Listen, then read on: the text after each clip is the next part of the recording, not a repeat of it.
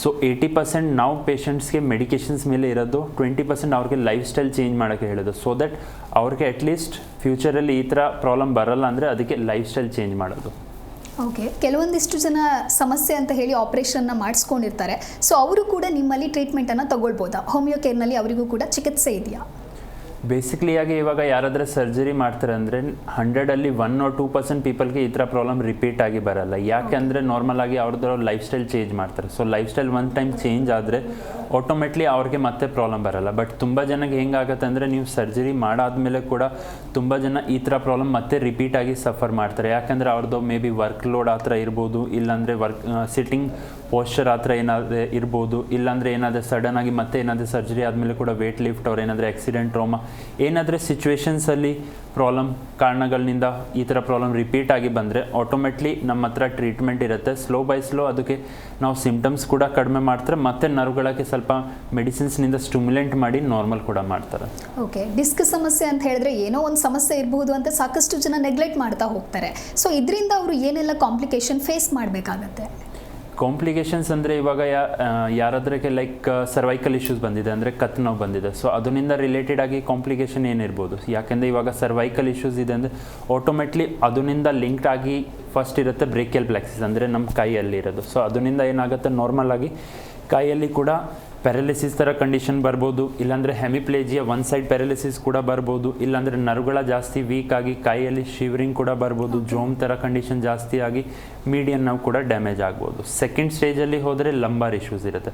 ಇವಾಗ ಲಂಬಾರ್ನಿಂದ ಜನ್ರೇಟ್ ಆಗಿ ಏನು ಪ್ರಾಬ್ಲಮ್ ಬರ್ಬೋದು ಅಂದರೆ ಸಿಯಾಟಿಕಾ ಪ್ರಾಬ್ಲಮ್ ಬರ್ಬೋದು ಸೊಂಟ ಹತ್ರ. ಯಾಕೆಂದರೆ ಒಂದೇ ನರ್ವ್ಗಳಿಂದ ಕನೆಕ್ಷನ್ ಆಗಿ ಅದು ಇರೋದು. ವೆರಿಕೋಸ್ ಇಶ್ಯೂಸ್ ಕಾಣಿಸ್ಬೋದು ಕಾಲಲ್ಲಿ. ಇಲ್ಲಾಂದರೆ ನಾರ್ಮಲ್ ಆಗಿ ಡ್ಯಾಮೇಜ್ ಜಾಸ್ತಿ ಆದರೆ ಸೊಂಟನಿಂದ ಕತ್ವರೆಗೂ ಕಂಪ್ಲೀಟ್ ಆಗಿ ಕಾಂಪ್ಲಿಕೇಶನ್ಸ್ ಆ ಥರ ಇರುತ್ತೆ. ನರ್ವ್ಗಳ ಜಾಸ್ತಿ ವೀಕ್ ಆದರೆ ಆಟೋಮೆಟ್ಲಿ ಕಾಲಲ್ಲಿ ಸ್ಟ್ರೆಂತ್ ಕೂಡ ಆಗಲ್ಲ, ಪರ್ಸನ್ಸ್ಗೆ ನಡೆಯೋಕ್ಕೆ ಕೂಡ ಆಗಲ್ಲ. ಆ ಥರ ಕಂಡೀಷನ್ ಕೂಡ ಬೆಡ್ ರೆಸ್ಟ್ ಮೇಲೆ ಹೋಗ್ಬೋದು. ಓಕೆ, ಡಿಸ್ಕ್ ಸಮಸ್ಯೆ ಅಂತ ಹೇಳಿದ್ರೆ ಅದು ಲೈಫ್ ಟೈಮ್ ಇರುತ್ತಾ? ಒಂದು ಸಲ ಬಂದರೆ ಅಲ್ಲೇ ಕ್ಯೂರ್ ಆಗುತ್ತಾ, ಅಥವಾ ನಿಮ್ಮಲ್ಲಿ ಟ್ರೀಟ್ಮೆಂಟ್ ತಗೊಂಡ ಬಳಿಕ ರಿಯಕರೆನ್ಸ್ ಆಗುವಂತಹ ಚಾನ್ಸಸ್ ಏನಾದರೂ ಇದೆಯಾ? ಟ್ರೀಟ್ಮೆಂಟ್ ಅಂದರೆ ಇವಾಗ ಜನಕ್ಕೆ ಯಾರಾದ್ರಿಗೆ ಪ್ರಾಬ್ಲಮ್ ಇದೆ ಕರೆಕ್ಟಾಗಿ ಟ್ರೀಟ್ಮೆಂಟ್ ಮಾಡಿಸಿದ್ರೆ, ಬಟ್ ಅದಕ್ಕೆ ಪ್ರಿವೆನ್ಷನ್ ಕೂಡ ಮಾಡಬೇಕಾಗತ್ತೆ. ಯಾಕೆಂದರೆ ಇವಾಗ ಆ ಥರ ಯಾವುದೋ ಮೆಡಿಸಿನ್ ಇಲ್ಲ ನೀವು ತಿಂದರೆ 100% ರಿಸಲ್ಟ್ ಬರೋದು. ಸೊ ಮೆಡಿಸಿನ್ಸ್ ರಿಸಲ್ಟ್ ಮೆಡಿಸಿನ್ ಥರ ಇರೋದು, ಬಟ್ ನಾವು ಕೂಡ ನಮಗೆ ಕಂಪ್ಲೀಟಾಗಿ ಲೈಫ್ ಸ್ಟೈಲ್ ಕೂಡ ಚೇಂಜ್ ಮಾಡಬೇಕಾಗತ್ತೆ. ಸೊ ದಟ್ ನಮಗೆ ಈ ಥರ ಪ್ರಾಬ್ಲಮ್ ಮತ್ತೆ ಆಗಿ ಜನ್ರೇಟ್ ಆಗಲ್ಲ. ಯಾಕಂದರೆ no one will be 100% assurance ಏನು ಕೊಡಲ್ಲ. ಯಾಕೆಂದರೆ ನಿಮಗೆ ಏನಾದರೂ ಪ್ರಾಬ್ಲಮ್ ಇದೆ ಅದಕ್ಕೆ ನೀವು ಕಡಿಮೆ ಮಾಡಿಕೊಡ್ತೀರಾ, ಬಟ್ ಮತ್ತೆ ಬರಲ್ಲ ಅಂದರೆ ಅದು ನಮ್ಮ ಮೇಲೆ ಕೂಡ ಡಿಪೆಂಡ್ ಆಗಿರುತ್ತೆ. ಯಾಕೆಂದರೆ ನಾವು ನಮಗೆ ನೋಡಬೇಕು, ಕರೆಕ್ಟಾಗಿ ಊಟ ತಿಂಡಿ ಮಾಡಬೇಕು, ಕರೆಕ್ಟಾಗಿ ನಮ್ಮ ಬಾಡಿಗೆ ಪಾಶ್ಚರ್ ಕರೆಕ್ಟಾಗಿ ಇಡಬೇಕು. ಸೊ ಆ ಥರ ಕರೆಕ್ಟಾಗಿ ಮಾಡಿ ಹೋದರೆ ಆಟೋಮೆಟ್ಲಿ ಪ್ರಾಬ್ಲಮ್ ಕೂಡ ರಿಡ್ಯೂಸ್ ಆಗ್ಬೋದು, ಮತ್ತೆ ಬರಲ್ಲ ಅಂದರೆ ಅದು ಕೂಡ ನಮ್ಮ ಕೈಯಲ್ಲಿ ಇರೋದು.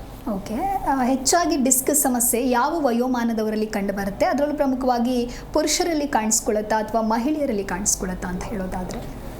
ಮುಂಚೆ WHO ಪ್ರಕಾರ ಈ ಥರ ಪ್ರಾಬ್ಲಮ್ ಜಾಸ್ತಿ ಮೇಲಲ್ಲಿ ನಾವು ಕಾಣಿಸ್ತಿತ್ತು, ಬಟ್ ಇವಾಗ ಹೆಂಗಿದೆ ಅಂದರೆ ಸಿಮಿಲಾರಿಟಿ ಹತ್ರ ಇರುತ್ತೆ. ಯಾಕೆಂದರೆ ಇವಾಗ ವೇಟ್ ಫ್ಯಾಕ್ಟರ್ 1 ಆಫ್ ದಿ ನಾವು ಕೌಂಟ್ ಮಾಡಿದ್ರೆ ಸ್ವಲ್ಪ ಜನಕ್ಕೆ ಥೈರಾಯ್ಡ್ ಆ ಥರ ಇಶ್ಯೂಸ್ ಇದೆ ಅಂದರೆ ಸ್ವಲ್ಪ ಲೇಡೀಸಲ್ಲಿ ಕೂಡ ವೇಟ್ ಸಡನ್ ಆಗಿ ಜಾಸ್ತಿ ಆಗುತ್ತೆ, ಮೇಲ್ ಪರ್ಸನ್ಸಲ್ಲಿ ಕೂಡ ಜಾಸ್ತಿ ಆಗುತ್ತೆ.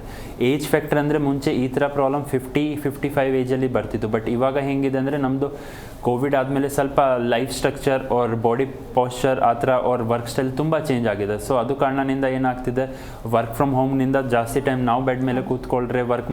ಜಿ ಕನ್ನಡ ನ್ಯೂಸ್ ಈಗ ನಿಮ್ಮ ಮನೆಯಲ್ಲೇ ನೋಡಿ, ಎಲ್ಲ ಕೇಬಲ್ಗಳಲ್ಲಿ ಈಗ ಲಭ್ಯ.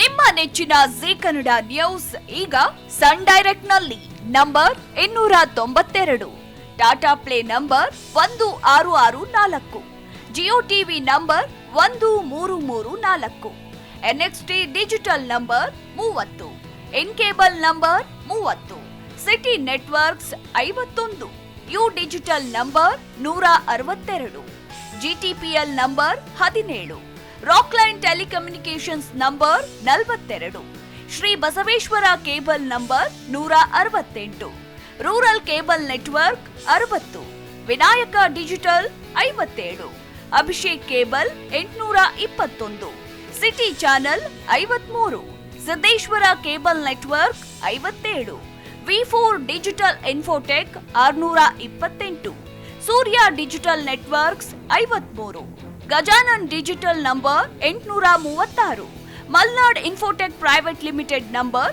56, Metro Cast number 830, Victory Digital number 167ರಲ್ಲಿ ನೋಡಿ ಆನಂದಿಸಿ.